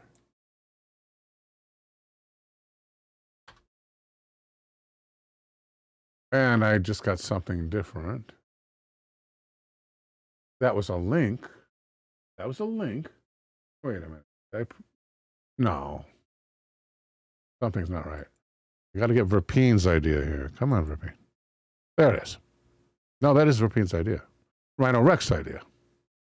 That is. Modern sightings of the Nephilim. A good idea, Rhino Rex. Is that similar to, is that somewhat similar to Frog Fan's suggestion? What was Frog Fan's suggestion? Let's find out. No, different topic. Okay, good. Modern Nephilim sightings. Photo showing Nephilim giant under the watch of the government. Well, normally you can't trust this website, whose name I'm not even going to mention, but I want to see that photograph. Open link in new tab. Nephilim giant under watch of the government. No kidding. Wow, let's take a look ourselves. Open image in new tab.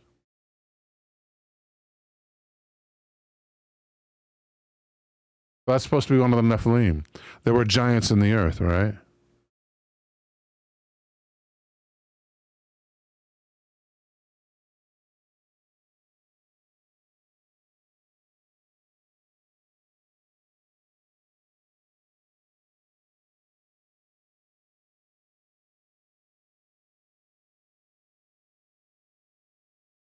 Whoops.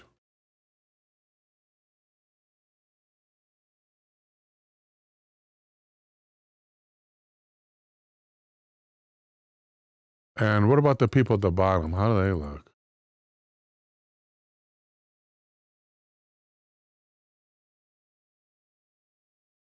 And who are they? I love the cliff face.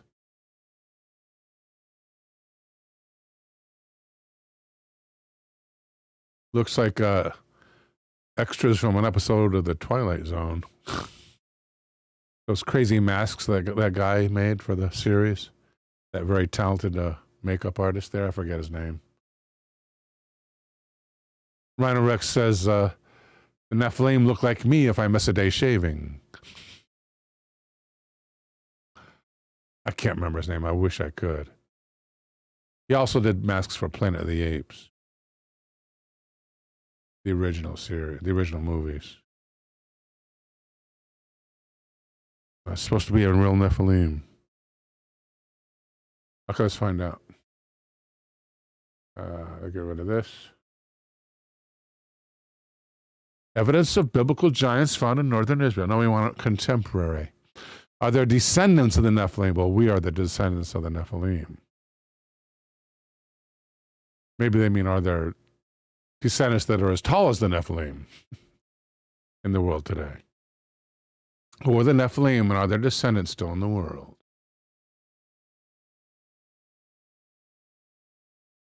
couple of Christian sites. Have the Nephilim returned? Yes, I'm serious. Insight to Insight. Substack at substack.com. I've heard a lot of good things about Substack.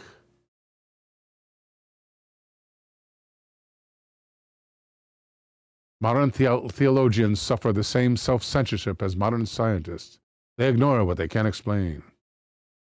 The Bible is a supernatural book, so don't worry if it's weird. By J.D. Hall.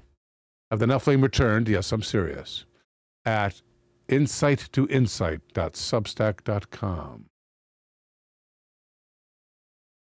Despite chronicling the displays of heresy at Protestia, Pulpit and Pen, and polemics report for the last 15 years, I've yet to see any new heresies develop in my lifetime. The devil is an old devil, and I think he's run out of fresh ideas. He is finite after all. What appear to be new heresies are really just resurrected old ones, perhaps sung to a different tune or crooned by a new singer. Rhino Rex. Yes, I do believe, Rhino Rex, that the giant of Kandahar would count. But I would like to know there's more than one. So I'm not gonna concentrate on that giant at this time. If I get desperate, yes, we'll go to him. We'll go to the giant of Kandahar type of situation. Invisible pen, according to my wife. Invisible coffee.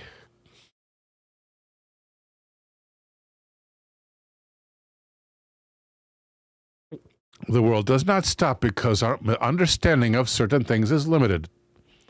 The timeline given to us by God is confronted daily with unexplained things. Our world is weird and getting weirder. But the church grows more and more disinterested in providing answers as weird as our dilemmas. Rhino Rex says if you get that chance, the full picture is a wonder. Really, that's not the full picture. Okay, can you pop a link into the chat, Rhino? Love to see the full one. Consider, for example, the CIA declassifying files related to 14-year-long Project Stargate. Yeah, about doing research with on psychics. The CIA did back in the 70s. But this week, journalists have been writing about a particular project within Stargate, which had convinced some within the CIA that a race of giants existed on Mars 1 million years ago. It demonstrates exactly how weird the world is becoming. American intelligence certainly believes in the supernatural, perhaps more than many of our clergy and Christian leaders. Rhino Rex with the link. Thank you, Rhino. Oh, the fallen angel? This guy? There's only a portion of him over there? Where is it? Where is that? That up here? Oh, yeah. Okay, the original, you mean. Okay, let's see it. The colors capture the frustration in his face and tension in his body. Let's check it out. I hope it's huge. Open link in new tab. Now let's see the whole thing, please. Open in media viewer, yes. Download. Original file is huge. Thank you, I will. Download. And I'll put it in the show folder. Right here and here. And save. And look in the show folder. And there it is. We'll just reduce this a second.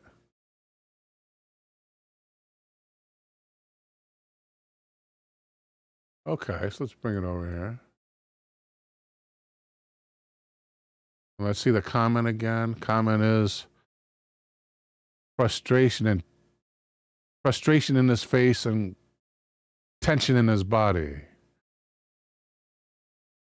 Thank you, Rhino Rex. Let's check out the frustration first.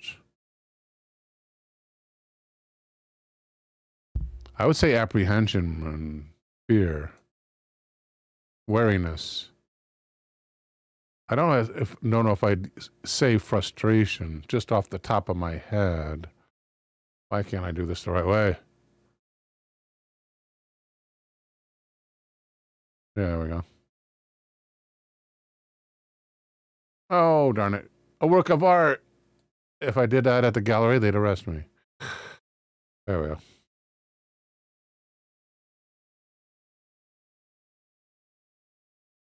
Even maybe determination. Actually, what is the situation in which the angel is in? It's one of the Nephilim. What's the title? Let's see.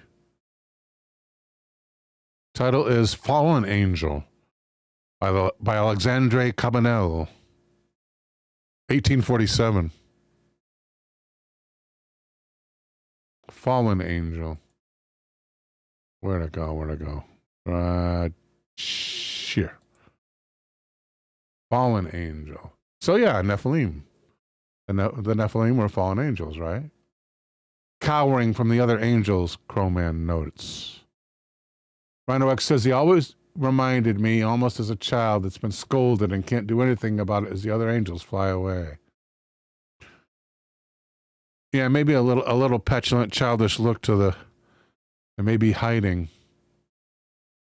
And what are the other angels like? Are the other angels fallen as well, or are they in a different state?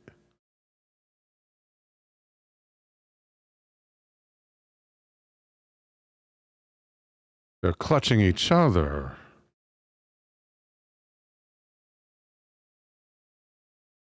Holding hands. These two are clutching each other. Well, clutching, maybe just in embrace. But these behind are holding hands, flying forward and, if not up, raising hands in praise. More the same way, evidently holding hands as well. Another formation over here. I didn't know they fly in a V formation. And here we have, again, raising hands in praise. So these guys are happy, that guy not. Okay.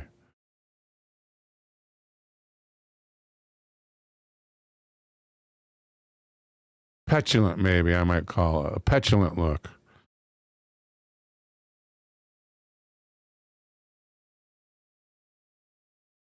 Wait, we got to page up this.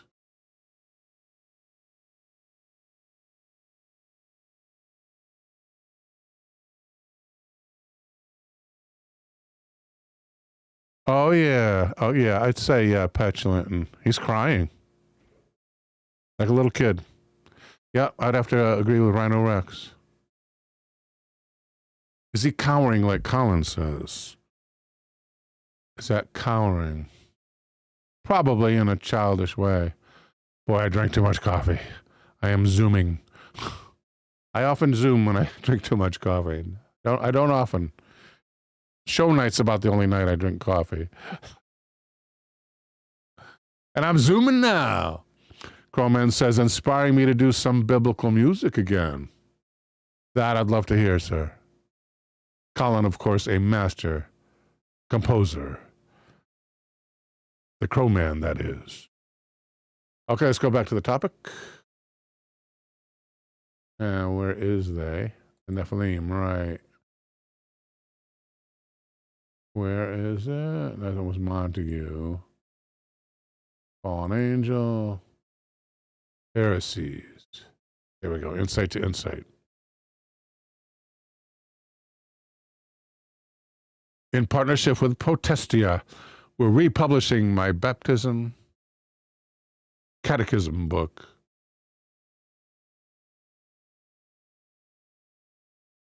It's about theology and salvation and drones flying over New Jersey. The Nephilim. The Bible tells us about the Nephilim in Genesis 6:4. Numbers 13:33, and Ezekiel 13:27. Whether or not they're referenced elsewhere is up for discussion, but that they were explicitly mentioned in these three places is not. And it quotes from these places. A simple translation of the Hebrew, often translated as giants or fallen ones.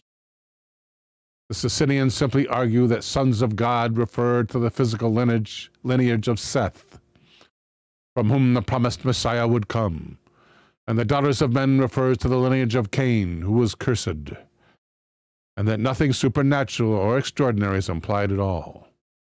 I would surmise, writes the author, something extraordinary was implied, because this lineage produced stinking giants who were the mighty men of old, just as every world culture has the tale of a great flood, because it exists in human memory and a shared human experience. Every world culture also has tales of mighty men who were extraordinary beings capable of great feats, great strength, and great intelligence. In Greek mythology, for example, there were the Titans, but in the Bible they were the Nephilim. Presuming the Bible is not just an ancient book written by primitive peoples, but was actually carried by the Spirit, and indeed inspired, we can rest assured that mere myth did not find its way into God's holy word. I'm not sure about that. The popular theory among the non-Socinians is that these were demons.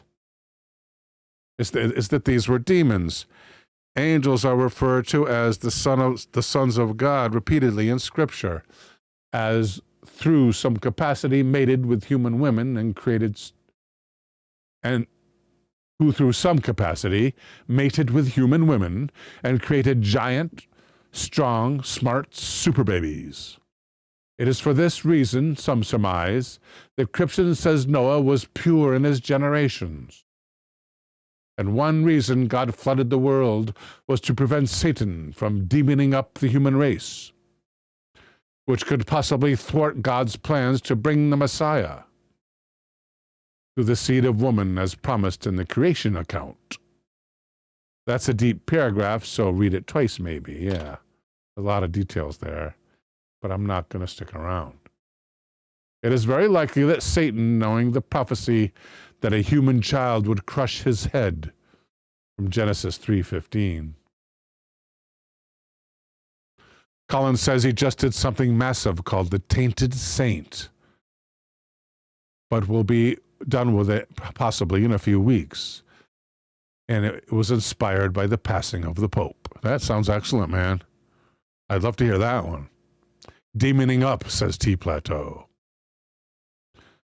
Likely that Satan, knowing the prophecy that a human child would crush his head, would scheme to remove that possibility.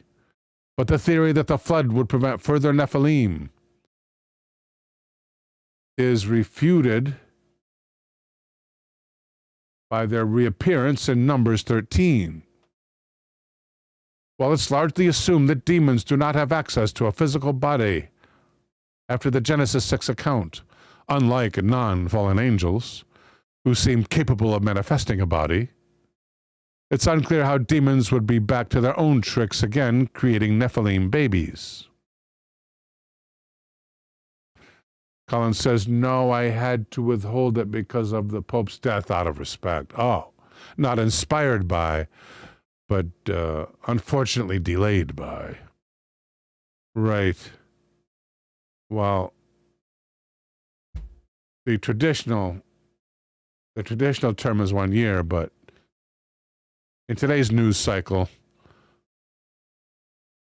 I don't know, maybe, I don't know. Less time anyway, less than a year. So I approve any time less than 1 year. Or whatever you prefer. I thought it had been your inspiration.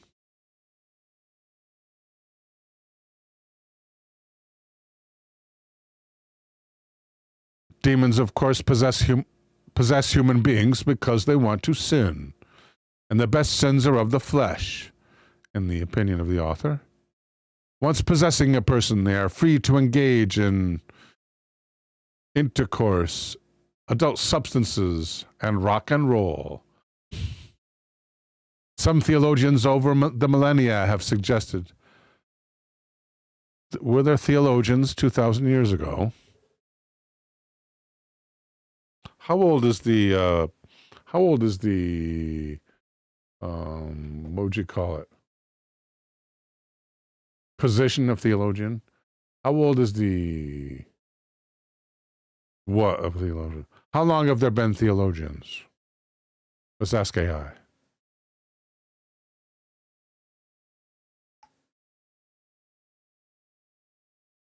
How long have there been theologians?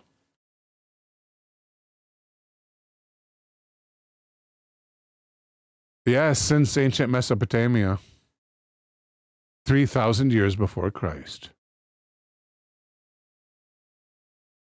Priests and scribes developed religious systems and wrote theological texts about gods, the afterlife, and moral law.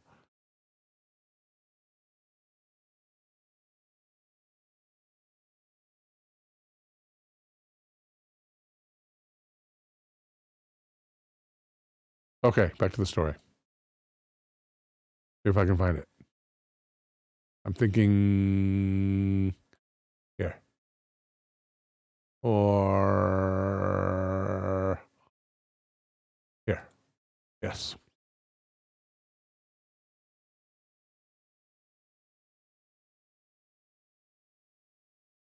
Okay, guys.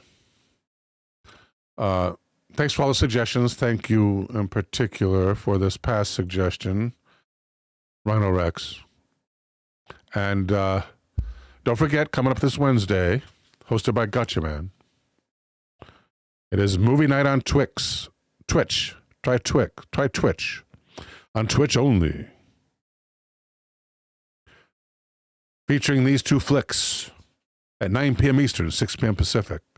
First, we have Dark Night of the Scarecrow. In a small southern town, 4 vigilantes wrongfully execute an alternately abled man.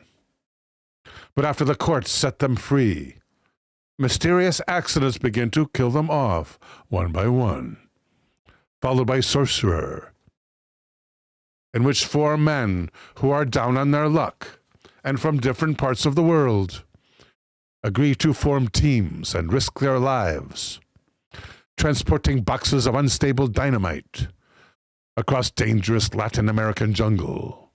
If you haven't seen this, it's amazing. It's by the guy who directed The Exorcist. Same director, William Friedkin. So be there or be square. Until then, may God bless and protect you all.